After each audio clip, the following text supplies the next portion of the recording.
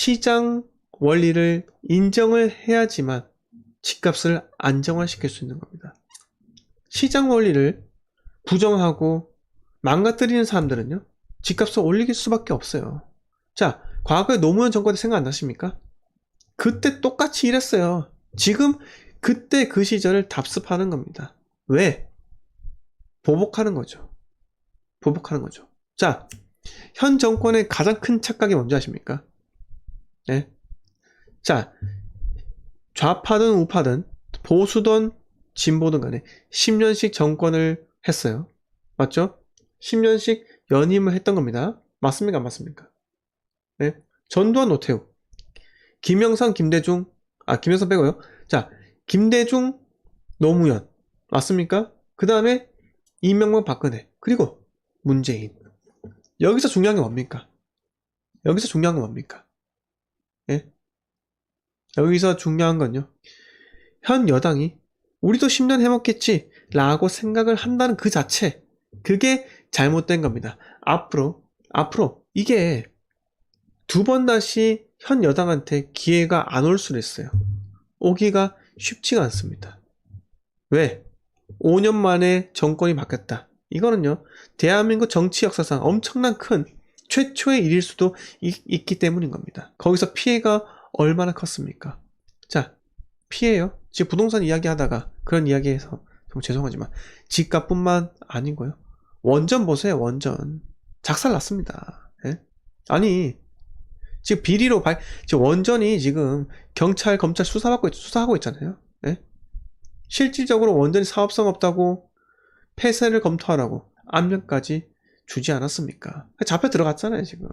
예, 잡혀 들어갔잖아요. 맞습니다. 예.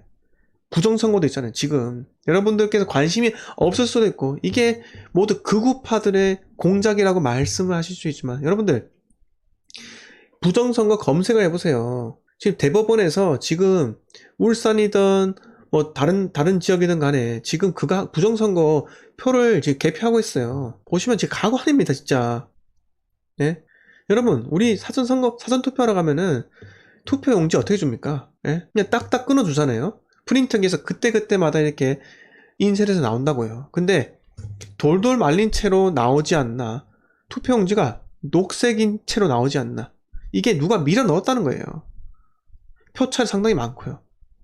이런 것들이 발생하면 안 된다는 겁니다. 저는 이게 문제예요. 진짜 걱정입니다. 자유민주주의, 자유라는 가치에서 출발한다고요. 그 자유가 있기 때문에 우리가 선택을 할 수 있고, 우리가 지금 유튜브라는, 여러분들 중국에서 유튜브 볼 수 있습니까? 못 봐요. 여러분, 중국 출장 가잖아요. 중국에 출장 가면은 카톡 안 됩니다. 바로 막혀요. 약간 한 몇 시간 정도 되다가 바로 막힙니다. 되게 하려면 로밍을 해가야 되죠. 네, 로밍을 해가야 한다고요. 사회주의 정권에서는요, 구글을 다 막아놨어요. 왜? 정보의 홍수니까요. 그런데 우리는 지금 여러분들이 제 방송을 선택할 수 있는 거 아닙니까? 자유롭게 선택할 수 있는 겁니다.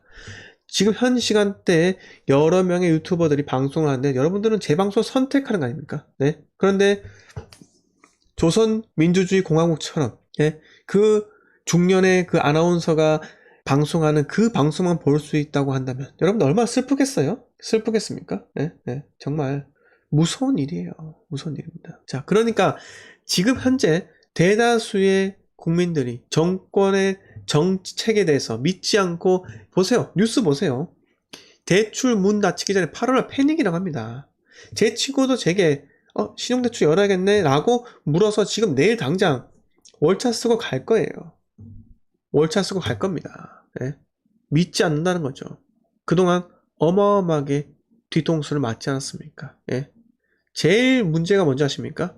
자, 강남 재건축 안 된다 해가지고 개판 냈다가, 예, 다 죽인다고, 조합원 자격 없겠다고 이렇게 했다가 결국은 철회했잖아요. 그 사람 싸게 팔고 나갔는데 손해가 막심하죠. 막심하다는 겁니다. 예. 자, 김성민님께서 8월 말쯤 은행권에서 9월 초에 추가 대출 대환과 은행 3년 대출 금지를 안내 받았다고요? 이게 뭡니까 이게? 이게 무슨 일이죠? 자, 황금만재님 반갑습니다. 예. 이게 참 문제예요. 네. 자, 다음 뉴스 빨리 넘어갈게요. 자, 혹시나 여당이 내년에 정권을 잡게 된다면 우리 이낙연 전 총리께서 이렇게 말씀을 하셨습니다.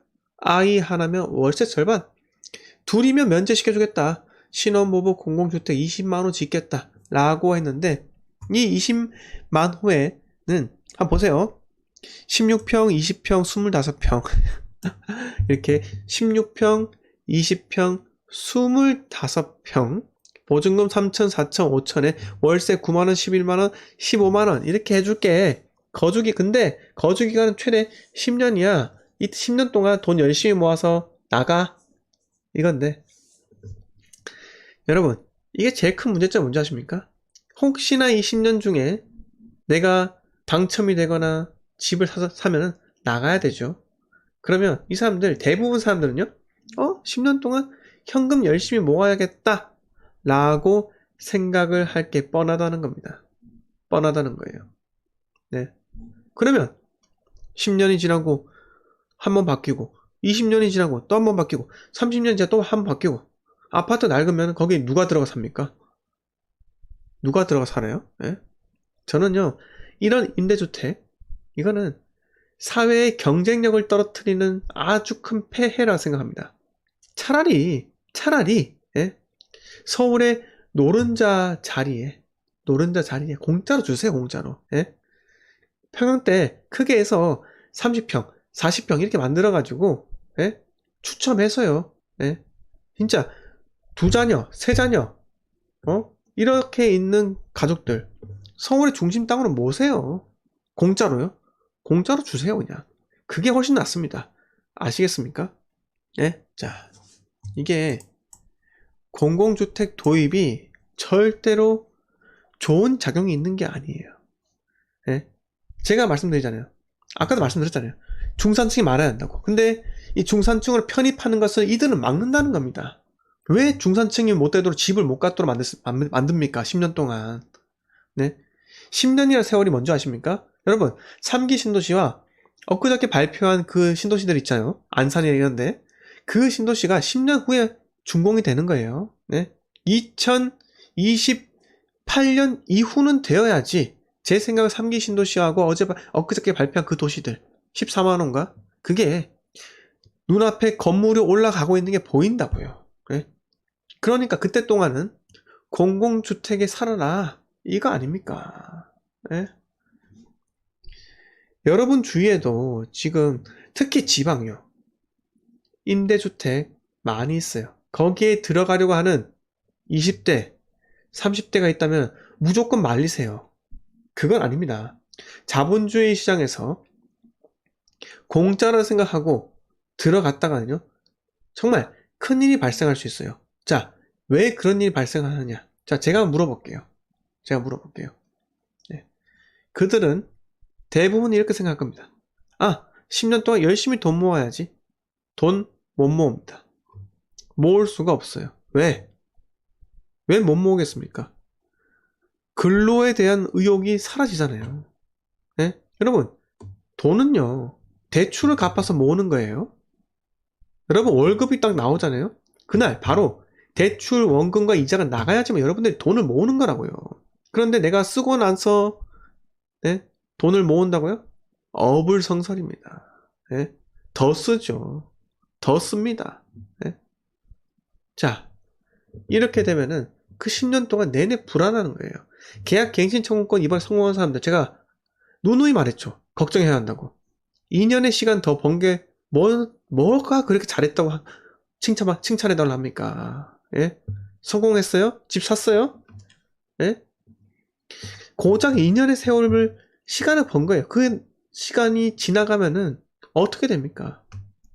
기존의 전세 내가 3억에 들어갔는데 6, 7억에 들어가는 거예요. 그때 되면요. 예? 근데 뭐가 좋다고 그렇게 합니까? 은행에서 전세 자금 대출까지 안 된다고 하는데요. 예? 게다가 금리까지 올라갔잖아요. 피해라고요. 피해. 예? 아무것도 하지 않으면 아무 일도 일어나지 않는다. 그건 옛날 말이라고요. 아무것도 하지 않고 그냥 임대주택에 들어간다? 그냥 그거는 벼락거지 되는 겁니다. 예? 벼락거지 된다고요. 임대주택이 얼마나 잘 짓겠습니까? 1군 건설사 브랜드도 층간소음 심하고요. 네. 층간 소음도 심해요. 옆집과 옆집. 그리고 1군 건설사 브랜드라 할지라도 여러분들 조용한 아파트에 혼자 있잖아요. 집에. 엘리베이터 소리 들립니다. 여러분 그 엘리베이터 소리 한번 귀에 꽂히잖아요.